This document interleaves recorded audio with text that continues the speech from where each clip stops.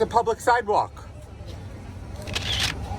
This is Donnie Moss with airturn.net in Inwood, New York City, where about a dozen activists have gathered in front of a storefront slaughterhouse.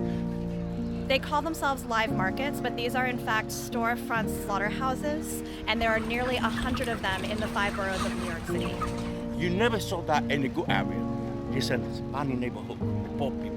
You don't see any slaughterhouses in Tribeca, and there's a reason for that, because those people are people of means who will stand up and say they don't want their quality of life impacted. I walk my dog through here every morning, and they leave a lot of dead animals on the floor, and it's really gross.